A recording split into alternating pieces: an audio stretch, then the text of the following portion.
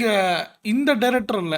இனிமேல் இந்த உலகத்தோட எவ்வளோ சிறந்த டைரக்டர் கூட்டிட்டு வந்தாலுமே, மைக்கேலோடைய பயோகிராஃபிய உங்களால படமா எடுக்கவே முடியாது. அதுக்கு வாய்ப்பே கிடையாது. ஏன்னா, இப்ப வந்துட்டு சர்ச்சை இல்லாதவன வந்துட்டு நம்ம என்ன பண்ணலாம் அப்டின்னா, அவனோட பயோபிக் எடுக்கலாம். இப்ப வந்து பொஹீமியன் ராப்சடி சொல்றாங்க. அது எவ்வளோ சூப்பரா இருந்தது அந்த பயோபிக் அப்டின்னு சொல்லிட்டு. அவருக்கு வந்து பெரிய விதமான சர்ச்சைகள் இல்ல. ஆனா மைக்கேல் ஜாக்சன் அப்படி கிடையாது. மெயினான ஒரு சர்ச்சை மட்டும் சொல்றேன். அப்பயே புரிஞ்சு போயிரும் ஏன் வந்து இவருடைய பயோகிராஃபி உங்களால் எடுக்க முடியாதுன்னு சொல்லிட்டு. ஒரு டைம்ல மைக்கேல் ஜாக்சனை வந்து என்ன பண்ணியிருக்கிறாங்க, இஸ்ரேலுக்கு கூப்பிட்டுருக்காங்க. ஓகேவா? தலைவன் என்ன பண்ணியிருக்கிறான், அங்கே போயிட்டு இஸ்ரேல் எல்லாம் பார்த்து சுற்றி பார்த்துட்டு இருக்கும்போது, அங்கே வந்து பாலஸ்தீன மக்களை வந்து அவங்க எப்படி ட்ரீட் பண்ணுறாங்க அப்படிங்கிறத வந்து தலைவன் பார்த்துருக்கான். ஓகேவா? பார்த்துட்டு என்ன பண்ணியிருக்காப்புல வந்திருக்கிறாரு. வீட்டுக்கு வந்துட்டு ஒரு பாட்டு ஒன்று போட்டிருக்கிறாரு. அந்த பாட்டு பேர் வந்து ரூமராக என்ன சொல்லுறாங்க அப்படின்னா, பாலஸ்டீனியன்ஸ் டோன்ட் கிரை அப்படின்னு சொல்லி ஒரு பாட்டு ஏதோ போட்டதாகவும், அந்த பாட்டை வந்து சோனியில் வந்து கொடுத்து ரிலீஸ் பண்ண சொல்லியிருக்காரு. ஆனால் அது வந்து யாருக்குமே வந்து பிடிக்கல. ஏன்னா வந்து நம்ம எல்லாருக்குமே தெரியும், அங்கே ஹாலிவுட்டில் மெஜாரிட்டி பேர் வந்து ஜூஸ் தான் இருக்கிறாங்க. ஓகேவா? அங்கே போயிட்டு அவங்கள பற்றியே தப்பாக பாட்டு போட்டு தலைவன் ரிலீஸ் பண்ண சொல்லியிருக்கிறாப்புல.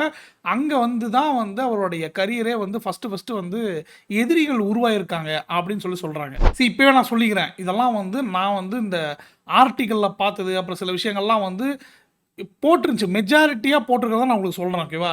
ஏன் வந்து இவரோட பயோகிராஃபி எடுக்கிறதுக்கெல்லாம் யோசிக்கிறாங்க அப்படின்னா, அதனால தான் இந்த படமே எப்படி இருந்துச்சு அப்படின்னா, இது படமே கிடையாது, இது ஆக்சுவலாக வந்து ஒரு கான்செப்ட். ஒன்றுமே இல்லை. இந்த படத்தினுடைய முக்கியமாக கதைன்னு இவங்க என்ன சொல்கிறாங்க அப்படின்னா, இவர் சின்ன வயசில் எப்படி வந்து தன்னுடைய அப்பாவுடைய அபியூஸில் இருந்து அவர் வெளியே வந்தார். அவர் ரொம்ப அபியூஸ் பண்ணியிருக்கிறாரு, இப்படி தான் இருக்கணும் அப்படின்னு சொல்லி அபியூஸ் பண்ணியிருக்காரு. அதெல்லாம் தாண்டி இவர் எப்படி தனித்துவமாக வெளியே வந்து சாதிச்சாரு அப்படிங்கிற அந்த படத்துடைய டோட்டல் கதையை. அப்போ இது வந்து பயோகிராஃபி இல்லையான்னு கேட்டால், என்ன கேட்டால் அது பயோகிராஃபி கிடையாது. ஓகேவா? பயோகிராஃபினா என்ன அப்படின்னா, ஒரு உண்மைக்கு நெருக்கமாக இருக்கக்கூடிய கதையை சொல்கிறது தான் பயோகிராஃபி. ஓகேவா? இது வந்து பயோகிராஃபி கிடையாது. பட் நான் இன்னொன்று சொல்லுவேன், பொஹீமியன் ராப்சோடி கொடுத்த இம்பேக்டை விட இந்த படம் எனக்கு கொடுத்துச்சுன்னு சொல்லுவேன். ஏன் அப்படின்னா, ஆல்ரெடி சொன்னது தான், நம்ம சின்ன வயசுலேருந்து பழக்கப்பட்ட பேர்களில் இதுவும் ஒரு பேர். ஓகேவா? நான் என்ன சொல்கிறேன், என் வீட்டில் எங்கள் பேரண்ட்ஸ்க்கே வந்து அந்த படம் பார்க்கணும்னு ஆசை இருக்குது. ஓகேவா? ஏன்னா அவங்களுக்கும் தெரியும், அவங்களும் 80லாம் கேட்டிருப்பாங்க அந்த பாட்டு இதெல்லாம். ஸோ அந்த மாதிரி நம்ம லைஃப்லேயே வந்து கலந்த ஒருத்தனுடைய படத்தை வந்து பார்க்கும்போதெல்லாம் எனக்கு அது பயோகிராஃபியாக இருந்தாலும் சரி, கான்செப்ட் இருந்தாலும் சரி, அது பெரிய விஷயமா தெரில.